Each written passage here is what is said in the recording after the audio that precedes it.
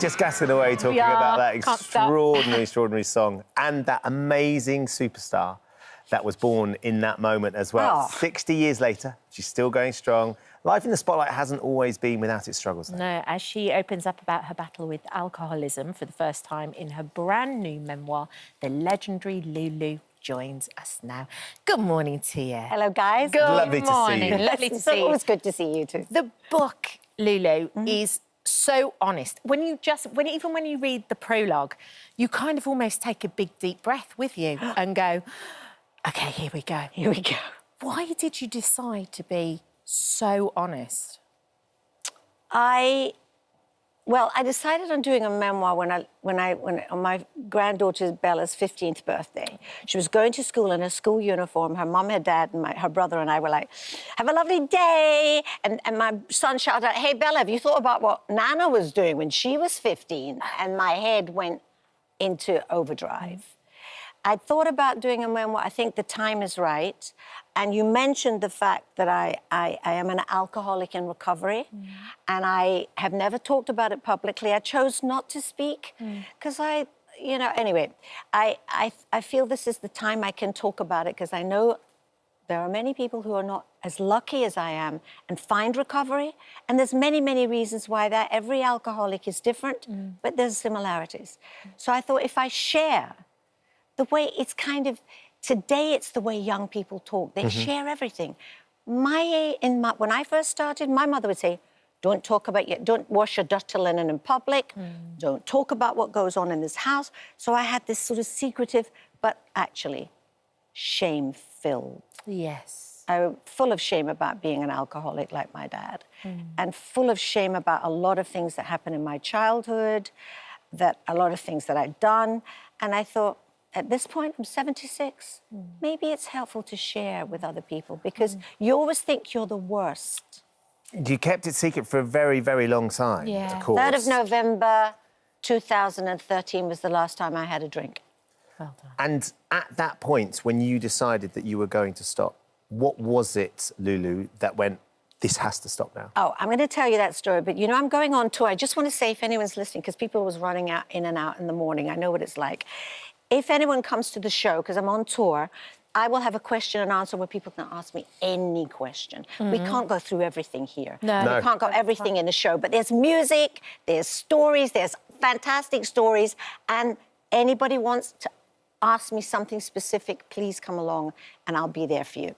Which would be amazing. Send me your question again. So the question was, November 2013, when you took that last drink, you had your last drink. Yes, how did it come about? Why did you decide that that was the right time? What had happened? I don't think I decided. Sometimes things are decided for us. I decided... Anyway, I struggled with years secretly. Nobody knew I was an alcoholic. How bad was it, Lulu? It was bad. It was bad because It was never bad because I was ever a fall-down drunk. Nobody ever saw me. I mean, my son didn't know I was an alcoholic. When I went to rehab and I called him, he went, whoa, wait a minute, Mum. Are you sure? And so all these really close friends, your son, your best friends, didn't know? Because I was very secretive. I was so ashamed of it. Where would you be doing it? At home on your own? Or? I'd go out and I would have a drink. I'd have a couple of drinks, but then it's when I would go home that I would have another drink. And the thing about, you'll know you're an alcoholic if you can't stop drinking. I have a lot of friends who have a drink, they say, oh, I've had enough. But I couldn't do that. And I'd find myself, I was a highly functioning alcoholic. That's why nobody knew. I would fall asleep, sozzled. But I'd set the alarm, I'd wake up for work the next day, brush myself off and go to work. Show must go on. But my sister,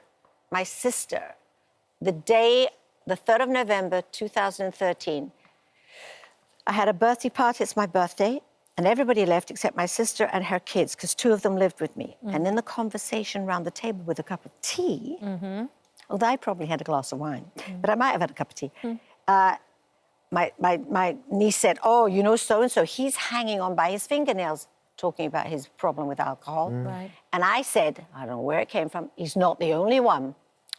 Oh, wow. There was silence. My sister looked at me and she said, very kindly, I know. And I've known for some time. So the cat was out of the bag. It was as if somebody up there likes me. I now have to share it. And I couldn't ask for help before, but at that moment, I looked at my sister and I said, I have to go to rehab, right? She said, I think so. And I was there the next day. Wow, I mean, considering the history that you have as well and where you were brought up and the family that you lived in, you'd seen this before, really. My father. You'd seen it before. But they would say, oh, Eddie likes a good drink. They would never say he was a... Yes, but back in that day, they didn't have the tools to be able to help themselves. They weren't educated enough to be able to make a change. Yeah. And it really makes me sad when I think that my parents didn't have the help that I have today. Yeah. My sister's a psychotherapist. So she knew not to bring it up until I brought it up. But, the book is about that, which I've never talked about. I talk about Morris Gibb, I talk about David Bowie, I talk about a lot of things. Warren Beatty. Even Warren Beatty's in there. Going up the drain I've thrown them pipe. all in. But there's so many... I mean, the thing is, you asked me, first of all, why am I writing the book now? I've had the most unbelievable life. Incredible. And, I think particularly I think young people think if you're famous, you're sorted. If you're, if you're wealthy, if you're famous, it doesn't mean to say your life is perfect. We all have trials and tribulations and glitches in our personalities that need to be looked at. But all I can say is I've had so much help. I am so lucky. And I've had amazing, I talk about the amazing stuff too, on the tour.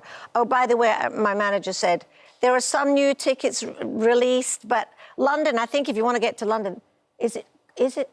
I don't know if it's sold out, but it's going to be in a minute. You better hurry. I've done my business. The tickets are on sale. You can see some of the dates there. We'll make sure everybody knows exactly how they can come to the tour. But I think, in doing the book and then going on tour with it, it's not just a book tour because I want to be able to talk about the things that were tough. And I want to be able to sing because music has saved my life. Well, it definitely removed you from where you were. Yes. And I think that geographically, that possibly very much saved. Yes, and it opened the world to me, I mean, if I wouldn't have music in my life, I don't think this would be the story I would be telling today. Well, it's a great story that she's told. It's searingly honest, and there's so many highs in it, not just the difficult parts as well, really. But there's so many amazing... And I talk about some... And the photos and the dinners, and it's brilliant. Lulu's memoir, If Only Knew, is out tomorrow. Tickets are on sale for her tour right now. Thank you for visiting our This Morning YouTube channel. We upload new content every day, so go ahead and hit that subscribe button so you don't miss out. And we'll see you in the morning.